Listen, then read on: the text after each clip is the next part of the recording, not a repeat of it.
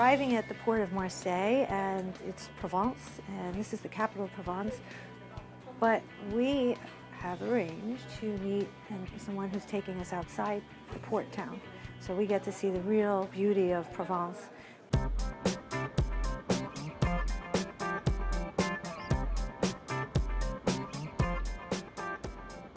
I know Marseille is France's oldest city and has lots of sights to see. But since my time in the Provence region is short, my friend Sebastian, who's a food guide in this area, is taking me out of town. First on the list is the absolutely charming restaurant Bistro de Paradou in the equally charming and stunning village of 𝐵𝐴𝐴𝐴.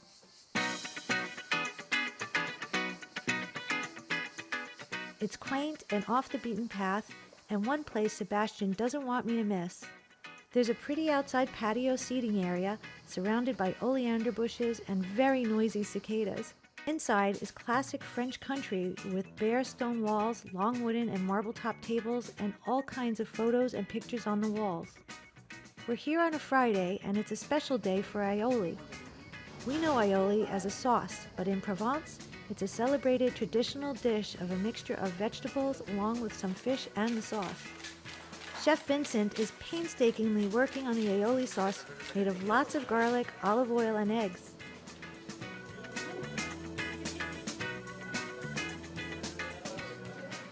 Oh boy, oh boy.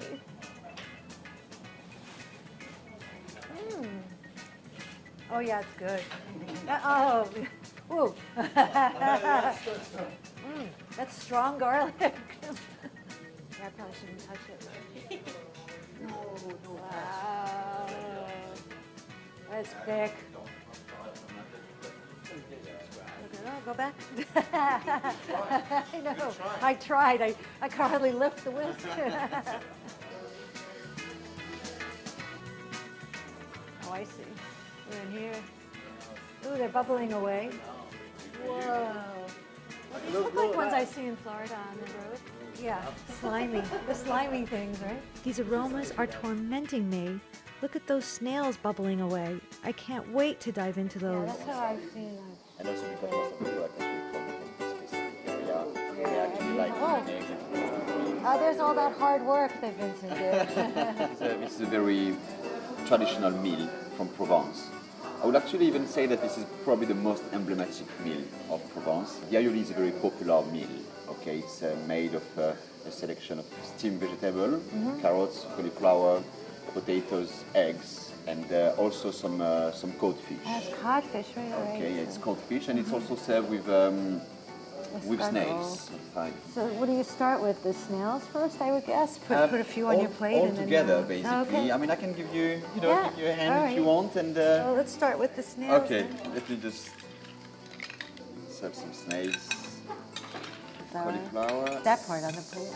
It's different. Oh yeah, and you're still sitting around the table, sipping a glass of just wine. put this on the plate. Yes, you do exactly. Oh my God! Look how thick that is. Wow, he really worked his arm muscles today, didn't he? How do you eat the snails then? Suck them out? No. You can actually just stick your fork. In there? Yes. Okay. You grab it with your hand and you actually just stick your fork. It out. Oh, I got it. Yeah. Some of them may be very tricky, and if they are too tricky, you actually grab it. Oh, okay. And this is actually much easier like this. Well, look, perfect. Perfect. So you dip it into the aioli sauce. And here you are. We are talking about a very simple type of dish. I mean, there is no crazy transformation in the kitchen. It's all about the quality of the products, and so fresh. Yes, in the area, I must say, we are very, very lucky to have so many types of fruits, vegetables, available all year round. Yeah, and these snails were alive this morning too. Yeah, so how much better can you get than that? As if that wasn't enough food, look at this plate of cheese. Such a variety. And a giant glass of pastis to finish it off. Pastis, salute. Salute.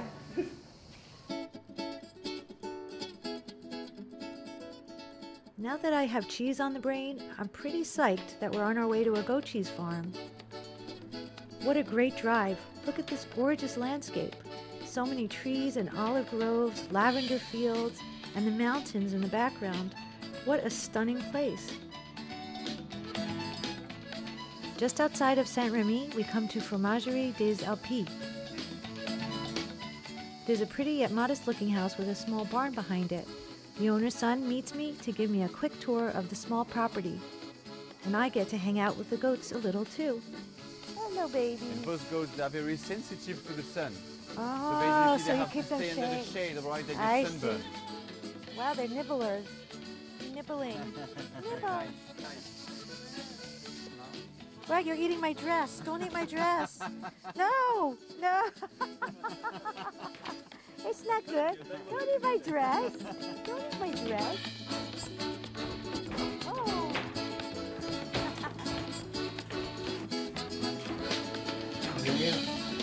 Go in the pots to fridge. They kind of know it's not their time yet, so they're confused. Are you confused? These goats know it's not time to be milked, especially this little guy. I know. You have to be different. Yes, I know. We're ready to taste and are taken into a small tiled room in the house where a spread of cheeses are laid out. I find out a little bit about their process. In just about 24 hours from milk to fermentation, you can actually have edible, delicious, fresh goat cheese. Some of the cheese is left to ferment and mature for longer.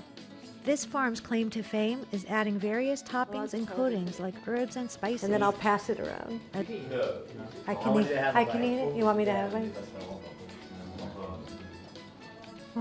Never say no. Wow.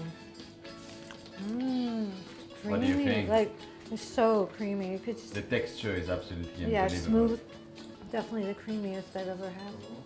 So which one should I try next? One more?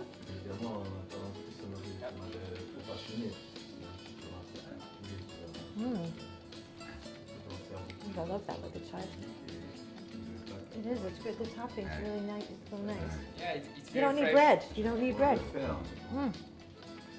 That's so good. Yeah. I love the black pepper coated creamy cheese and one coated in tarragon too. Can we try all of these? Take all of these? I can't say I've ever had cheese this good before, and I love cheese. Time to wash down all that cheese with some wine. It's another gorgeous drive through the beautiful countryside as we come to Château d'Alméron in the heart of Les Baux-de-Provence, right on the slopes of the Alpes Mountains. This winery has been owned by Neil and Beatrice Joyce since 2006 and has some of the region's best wines, with most of their vineyards now 100% organically cultivated. They produce a well-balanced white, a rich and tasty rosé, an everyday easy red, and a more powerful age-worthy red. Since it's a gorgeous day, why not taste in the vineyards? And look, I have a friend, the winery dog Elliot. He's my companion and knows right where to stop. I can't imagine being in a better spot than this. Okay. Surrounded by the mountains, the little mountains. This is the older cuvée of d'Alméron, Yeah, I see the 2007. color. What we do, which is quite unusual, we keep the wine 5 years after harvest, before selling the wine. This is quite interesting because you have a wine you can drink very easily without problem. And this is terroir wine. You can see everywhere the nature. The garrigue is inside the bottle. And so here you have also the blending of Grenache, but we put also Syrah and Cabernet Sauvignon. Gets spicy. And we age. Yes, this is a perfect wine for the lunch, for the dinner. And it represents really the place of d'Alméron. So good. You're lucky. Beautiful spot.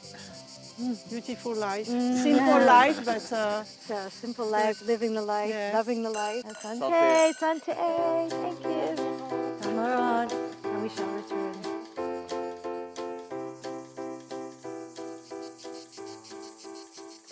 With all those olive trees everywhere, we now head to one of the best olive oil producers in the region. While there's no production going on at this moment, it's heartwarming to hear the owner of Moulin Castellas talk about how he started this business in 1997 when he fell in love with some old olive trees. They do everything as naturally as possible here and even have to let the olive tree do its own thing. It's Right. a very funny tree. Yeah. That tree, see it's here, it's been here forever. It lives so long that I think it doesn't care about reproducing this year or next year. Oh, It doesn't matter. So finicky. Yes. Gotta leave it alone then. Basically, right? Leave it alone and we'll do its thing. If you feed it too much, if we give it too much water, if we give it too much food, it goes doesn't reproduce.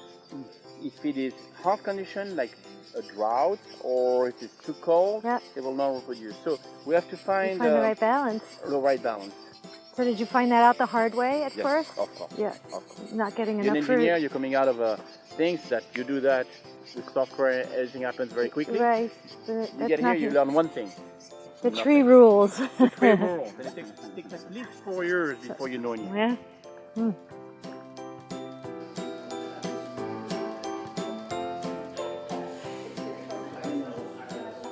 Three of us. Do you mind if I join? We went crazy on the tree, I guess. I love how Jean asks if he can taste with us. The oils here are a lot like wine, dependent on the terroir, climate, varieties of olives used, and how ripe the olives are. But unlike wine, the color doesn't tell you anything. That's why we use blue cups, so we don't get influenced by how it looks. Oh, they smell completely different. That's amazing that it could be the same grape, same grape, same olive. I'm so used to the grape thing. I'm so used to smelling wine and everything. You're craving for a glass of wine, huh? Yeah, no cream. So, I swallow some air through it to get a retronasal to work.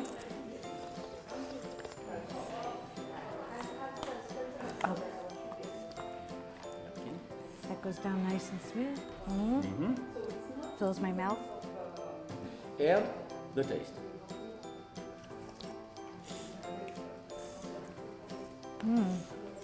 So, no more pepperiness, no more bitterness, Very smooth. smooth, Completely smooth. soft. It still is long. Yeah, it's like that earthy kind of Yeah. thing going on. It's really good. So more. Who really filled these few hours with the specialties of Provence. It was amazing. I mean, Sebastian did everything, showed me everything that mattered. The local side of Provence and the smells. Did you get the smells of the lavender and thyme just growing? Even in the vineyards, it was just thyme, fresh growing there everywhere. And I think the south of France, I really think that it shows that sunshine really makes people happy because everybody was very happy. And they really wanted to share that. And that I really love. So it was a real sharing experience today.